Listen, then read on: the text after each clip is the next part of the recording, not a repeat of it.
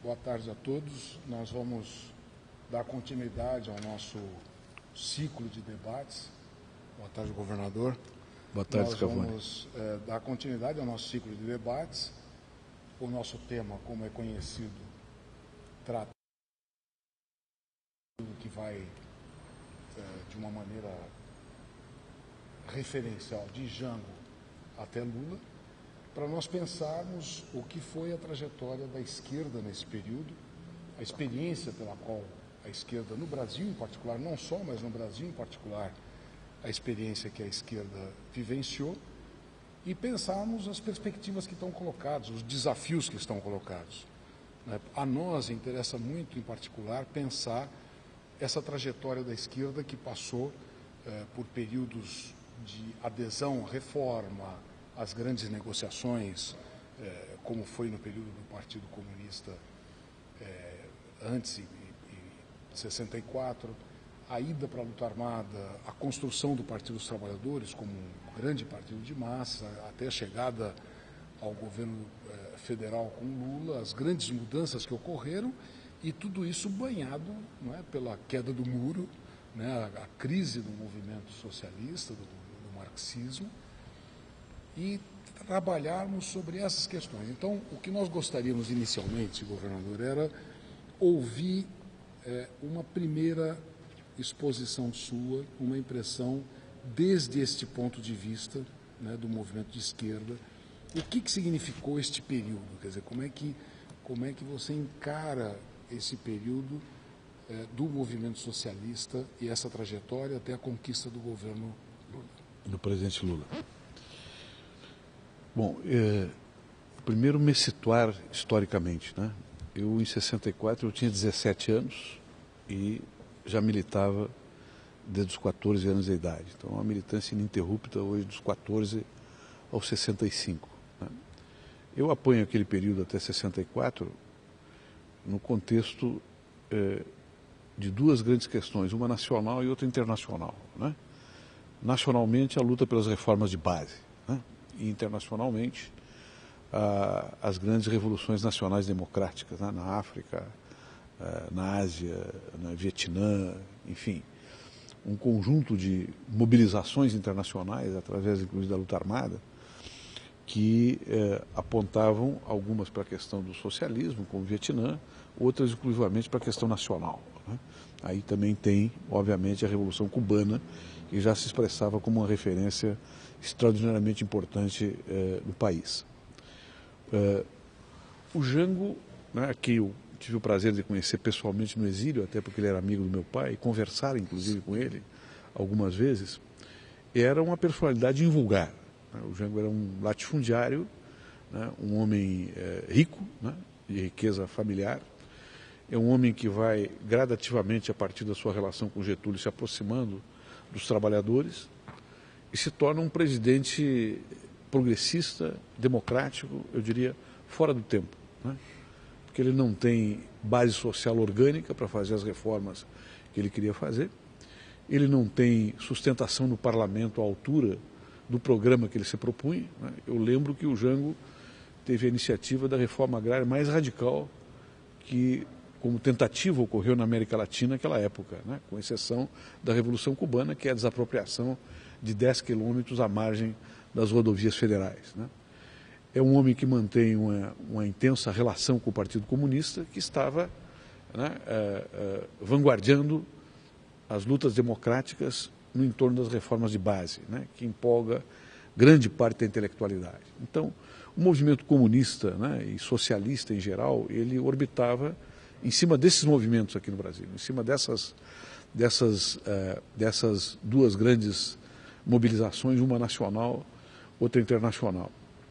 O Jango, né, ele é deposto, né, e a partir da deposição dele começa a se acelerar, né, no país, né, uma mudança de modelo de desenvolvimento, né, que tem também uma enorme contradição. Né, de uma parte, os militares apostando no Brasil grande e fazendo grandes, né, investimentos na infraestrutura do país, preparando o país para um ciclo de desenvolvimento industrial extraordinário que ocorreu naquela época. mas escolhendo uma via prussiana para esse processo, né? Uma via autoritária, separada do povo, né? Através de uma ditadura, né? E não abrindo nenhum tipo de possibilidade para o compartilhamento, né? Não só dos setores moderados, né? Reformistas daquela época, mas também dos setores da esquerda, para que tivessem qualquer tipo de diálogo com esse regime, porque ele era preliminarmente um regime autoritário, violento, né? E que teve um período, né, duríssimo de torturas, de violência e de assassinatos, né? Então, essa espécie de via prussiana nacional, ela joga a própria esquerda numa dilaceração política enorme, né? Tem aqueles grupos, né, comunistas e socialistas ou vinculados à igreja que vão diretamente para a luta armada. O partidão, né, se recolhe, né, para a sua clandestinidade e se torna um apêndice dos partidos, né, permitidos na época, particularmente do PMDB, o PCdoB também, né, ele participa desse movimento, mas ele é um partido pequeno, faz aquele movimento guerrilheiro, né, que ocorreu lá no Bico do Papagaio, com pouca significação política, heróico, mas com pouca significação política. Eu tive o prazer de, como ministro da Justiça, ir lá no Bico do Papagaio, né, fazer a anistia dos guerrilheiros, né, a anistia das pessoas que sofreram as repressões. Mas não é um movimento que tem qualquer capacidade de imantação política no país, né. Então, passamos todo o período, né, da ditadura militar, a esquerda marxista, né, adota cada um dos grupos uma estratégia determinada, né, e vence um processo de conciliação política, né, com as lideranças mais tradicionais do campo democrático, que estão no PMDB, que transitam para o projeto democrático que está sintetizado na Constituição de 88 a partir de um processo de conciliação, né, e que afasta da influência desse pacto qualquer possibilidade de que a esquerda tivesse um papel determinante nesse processo, né. Então é necessário compreender essa transição como uma transição negociada, pactuada, né, e que existe, né,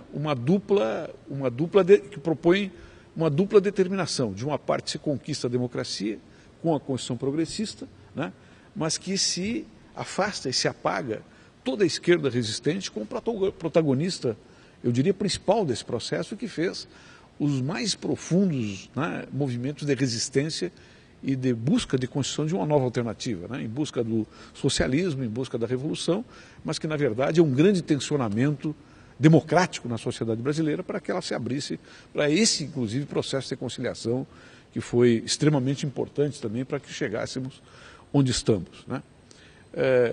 Em um rápido panorama, o que ocorre depois, né? Aparece como partido contra a ordem, o Partido dos Trabalhadores, né, reunindo todos os grupos de esquerda que estavam dispersos, com exceção, né, dos grupos imantados pelo Partidão e pelo velho Partido Socialista. Mas o Partido dos Trabalhadores recolhe todo o movimento comunista, todo o movimento revolucionário, todo o movimento libertário, né, e toda a esquerda, né, democrática, progressista no seu seio, e se transforma num grande partido de uma nova fase do período histórico brasileiro. Ele abriga a esquerda de maneira indistinta num novo período histórico, como o MDB abrigou, né, a esquerda e os liberais democráticos em geral num outro período histórico. E o PT exerce a partir daí uma grande influência no processo político nacional, né, e o faz através de uma figura síntese desse movimento, que é o presidente Lula, né, e que chega à presidência da República depois de 3 tentativas, né. O Partido dos Trabalhadores, né, ele não se propunha, né, efetivamente a ser um partido de ruptura da ordem e de destruição do Estado. Embora tivessem fações e posições dentro dele que sustentassem essa posição, ele majoritariamente já nasce como um partido comprometido com a ordem democrática, né, e desenvolve estratégias diferenciadas internamente, mas que são afirmadoras da ordem democrática, né, e que não tensionam mais para a destruição do Estado, para a derrubada, né, do Estado democrático burguês, né, e nem para organização de enfrentamentos de massa ou enfrentamentos armados com os partidos da ordem, né. Isto é bom e isto também é problemático. É bom por quê? É bom porque afasta da realidade brasileira a possibilidade de uma guerra civil, que poderia ter ocorrido com todos os males, né, e tragédias que ocorrem em guerras civis, jogando brasileiros contra brasileiros, que no fim, em última análise, quem luta contra si mesmo é o povo dos dois lados. Né? Os dirigentes são normalmente salvaguardados desse processo. Né? Isso é um processo virtuoso, mas é um processo problemático também. Por quê? Porque ao participar dessa grande composição dentro da ordem, também se afirma, né, uma antimemória da esquerda. Né? Se afirma uma irrelevância da esquerda na resistência e uma irrelevância sobre o que a esquerda em geral e os resistentes em geral sofreram no regime militar. Né? Portanto, eu diria, há uma espécie de, entre aspas, branqueamento da esquerda, né, para penetrar dentro da ordem, para compor esta conciliação, o que nos leva a uma vitória do Lula, um progresso econômico e social muito positivo nesse país, mas há um impasse para a esquerda. Né? E esse impasse está revelado, né, por um processo, isso eu não vejo do ponto de vista moral, é uma questão política, por um processo crescente de tradicionalização do Partido dos Trabalhadores, né, que mesmo dentro do projeto democrático, né, ele, eu diria, é escassamente, ele tem uma escassa capacidade de intervenção para promover a efetividade dos próprios direitos sociais que estão na Constituição de 88. Isso não é uma maldade das direções do PT, não é um problema de que alguém tenha traído naquela visão tradicional do trotskismo, mas é um fenômeno sociopolítico que decorre desse processo de reconciliação e da própria afirmação da ordem democrática da Constituição de 88, que é extremamente acolhedora, então leva para um leito mais natural de composição política e de conciliação os grandes conflitos sociais.